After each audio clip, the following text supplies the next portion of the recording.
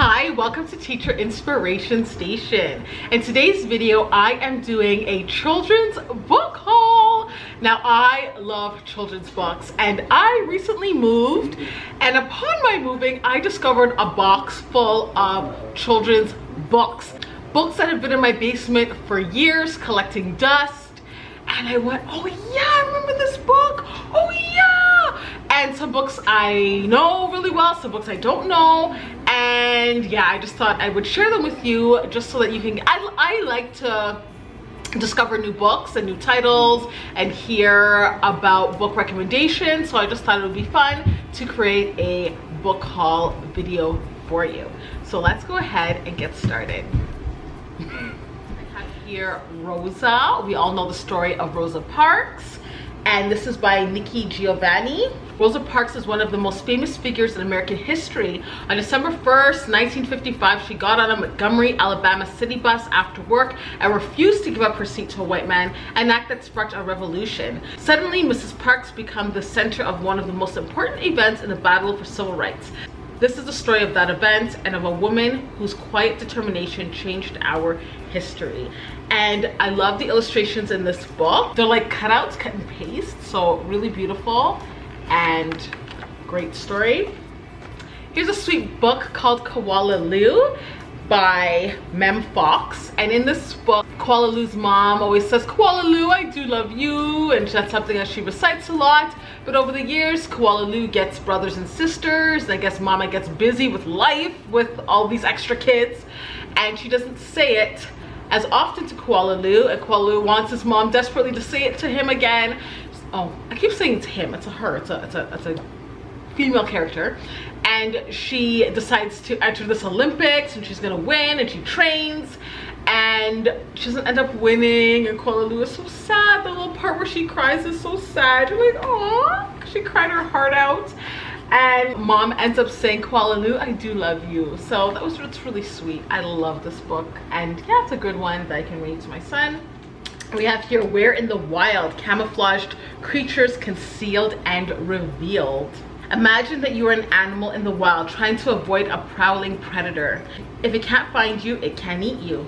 Now imagine that you are the predator silently hunting for prey. If your prey does not see you, you can catch it and eat it. And then it has some information here on the side about the animal. So great nonfiction text, and love the photographs.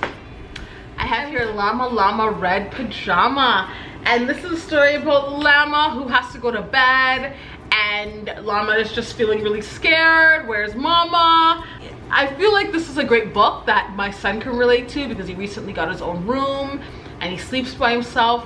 The first couple days he was really good, but I think the novelty of his own room wore off, and he's coming into our bedroom again now. So just to let him know I'm still here, even though I'm not in the same room as you.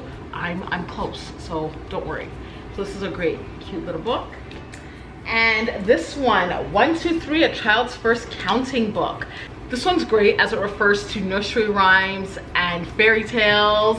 One little girl wakes up to a wondrous fairy tale world. She spies 2 dancing feet, 3 hungry bears, and 4 royal mattresses piled high. Soon, beloved storybook characters appear to lead her on a journey through magical lands. This is one of those books that I would read to my students right before I go into a lesson, just to settle them down during a transition. Cute little book, nice and short and sweet. The School Is Not White, a true story of the civil rights movement. In 1965, the schools in June, Mississippi remained segregated and very unequal. Sharecroppers May Bertha and Matthew Carter wanted their children to get the best possible education. So they sent them to the all-white schools, and every day for 5 years, the children suffered constant humiliations, name-calling, and death threats. It's always hard to fight for equality, but faith, determination, and family strength helped those 8 Carter children battle through ignorance and prejudice, even when it seemed too much for a child to bear. Now adults, the Carters are happy and productive, and though they triumphed and drew, the lessons they learned back then will remain with them always. So, beautiful book here. And this one, oh my goodness, I can't believe I did not know this story. Boom Chicka Rock, and I didn't even make the connection that it's the same author as Chicka Chicka Boom Boom, because whenever I think about that story, I think Bill Martin. Bill Martin wrote that book, and both Bill Martin and John Archambault wrote that book, so I didn't even make the connection that it's the same. I don't know, I just didn't. So this one's about numbers, and the line that repeats is boom chicka rock chicka boom, and I've heard that before. In life, I've heard that phrase before, but I just didn't make the connection that it's from this book. So definitely going to be reading this to my students this school year.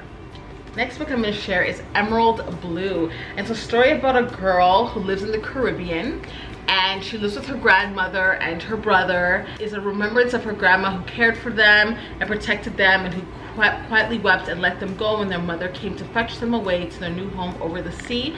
And I think this is a book that a lot of kids can relate to and make that connection. So yeah, Emerald Blue. Beautiful. Almost done here. I have here Gone Fishing, and this is a counting book. And in this book, they use a variety of animals to show the diversity of sea life, particularly those whose forms fit naturally with the numbers 1 through 10. Some are officially considered endangered, some are experiencing population losses without being on the endangered list, and some are still striving but living in threatened habitats. But I just love the simplicity of the blue, black, and white.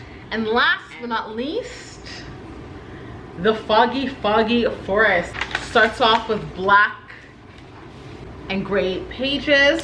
What can this be in the Foggy Forest? And when we turn it over, it shows who it is in color. A little elf all by himself. What can this be in the Foggy Forest? 3 brown bears and picnic chairs. And this is one of those short books, again, for a transition, to get kids settled, just a cute one to just kind of read to the kids before you start your lessons. So that's a good one. And that is it for today's video. I really hope you enjoyed it and you got some great ideas for books that you can bring into your classrooms. If you like this video, you know the drill. Thumb up my video, subscribe to my channel. I'd love to have you. I'll see you all in my next video. Bye.